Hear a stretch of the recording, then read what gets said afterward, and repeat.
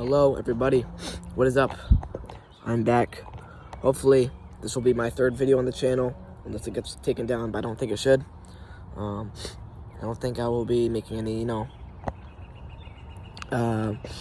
symbolism to anything that will be taken down, so hopefully that should be good, right?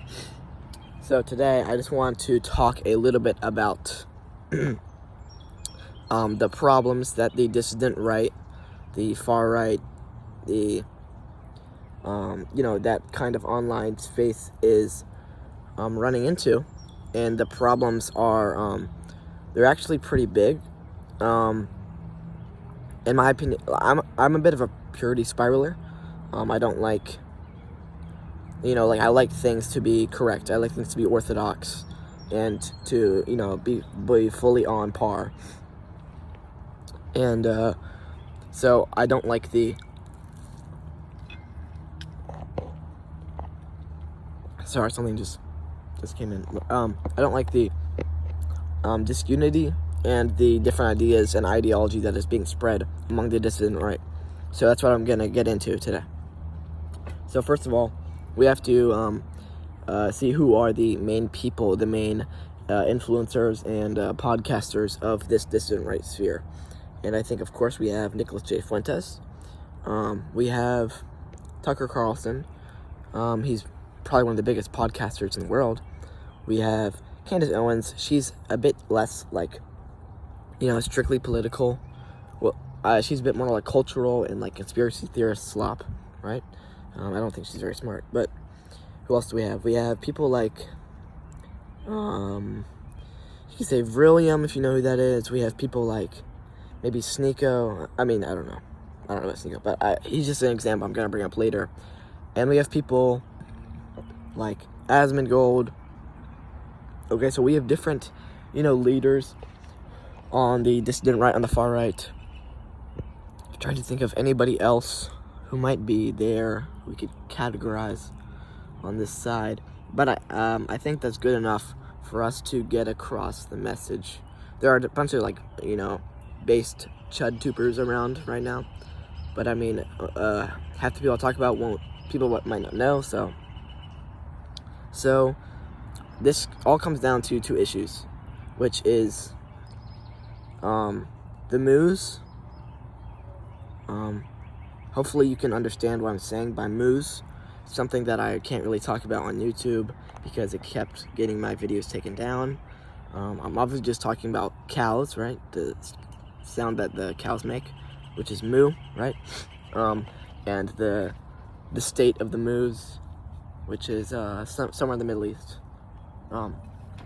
But yeah, that's what one of the main issues on the dissident right is. I think it's clearly a big issue.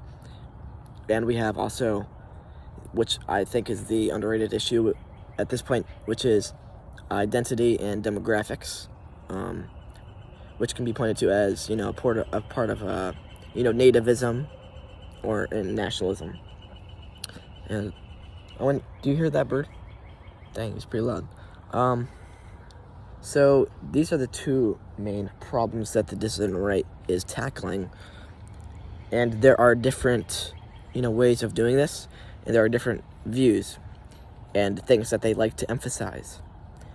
The dissident right, the far right, has been doing a lot of so if you've been online the past 6 months, you probably know all about Israel. You probably know all about the moose. Sorry, I can't say that nation, whatever. That nation in the Middle East, about the moose. And that's kind of been a point that the dissident right has won. You're hard to find anybody, at least on the online space, even if they're not political, they're still going to be talking about the moose. Okay, that is completely won. It's in the culture now. It just is. It's a mainstream idea. And so people like Nick Fuentes and Carlson and those people have really won this issue, in my opinion. But that has led to a lot of things that are not great. And these are things that you'll see in every movement, but I think it's important that we point them out. And one of them being slopulism, which is populism, but it's just populism, which I think is already bad. I'll probably make a video about it, but you know, to a even worse extent, where it's just giving no, you know, not even like a real message or a real ideology. It's just, you know, words, buzzwords, and you know, the things that are popular in this certain moment.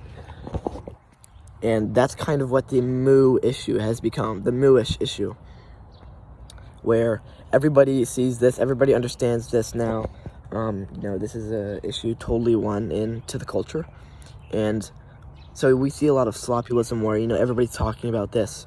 And so the dissident, what used to be a dissident far-right ideology about the moos, has now become a very widely accepted view by people all around the political sphere. And so what you see is we have people who are coming into this movement, which is started off as dissident, right-wing, anti-establishment, far-right, you know, nativist, and it has kind of infected it with a sloppulist group of people who are not intellectual, they're not smart, right? They're just coming in because this is the thing that's popular in the moment. It's to hate on the moves, right? It's the easiest thing to do right now. It's gonna get you the most clicks. But it's also just like, it's easy to hate on, right? Because the liberals won't get mad at you if you do it, because the liberals are on your side too. So we're seeing a lot of like, just like cringe, retarded, like conspiracy theories and ideas about these things that are being, you know, there's definitely true things about conspiracy theories, but, you know, it gets to a point where it gets really cringe because they just have no shred of truth and it's just anti-intellectual. And so that's what has really infected the dissident right, where we have a bunch of retards coming to the movement, and it has moved away, and this is what happens. When you have so many people coming into a movement, you're getting a mix of ideologies, and because I'm a purity spiraler, I don't like this. And so we're getting people who are not identitarian, they're not nationalist, they're not nativist,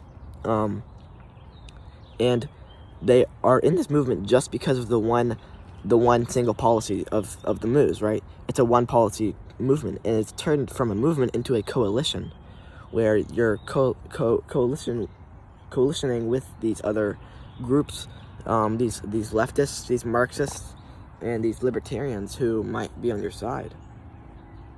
And yeah, so this is not something that's good for the movement to make it a one. It's like a negative definition.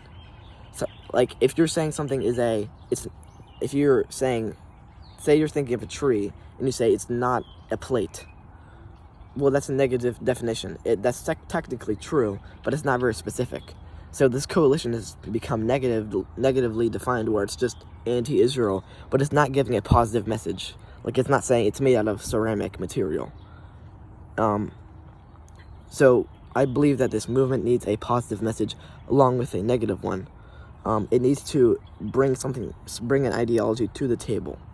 And so that is where we see, I think Fuentes has been okay with this. He's been pretty good. I know some people don't like him, and I've been kind of drifting away from him in the past few weeks, just because I've kind of had enough with the Moo stuff.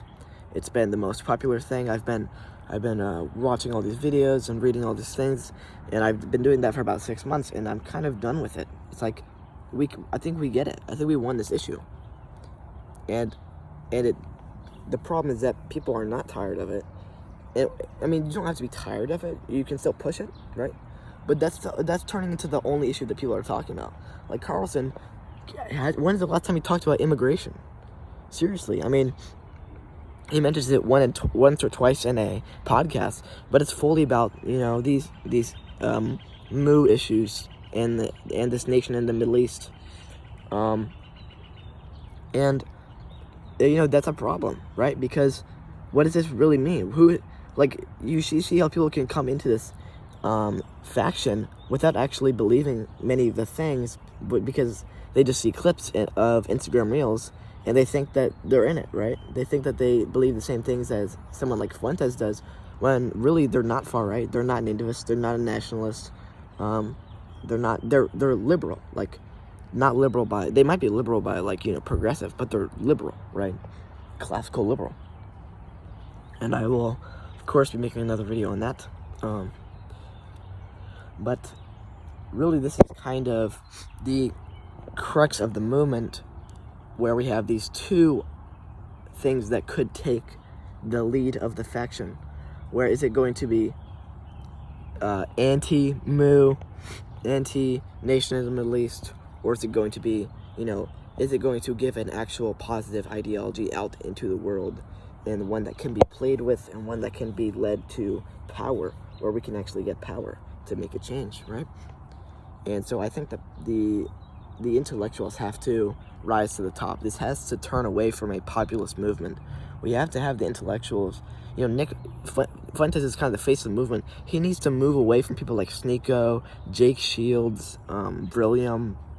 These are low IQ guys who are coalitioning with leftists to get what they want, and they're only anti-Israel. Like someone like Dan Bilzerian says, it's not left versus right.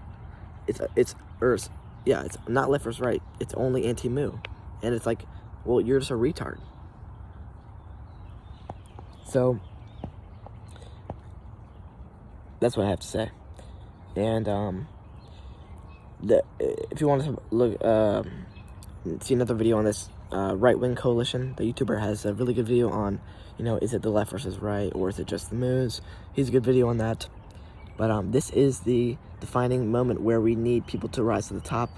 Fuentes needs to engage with more intellectual people.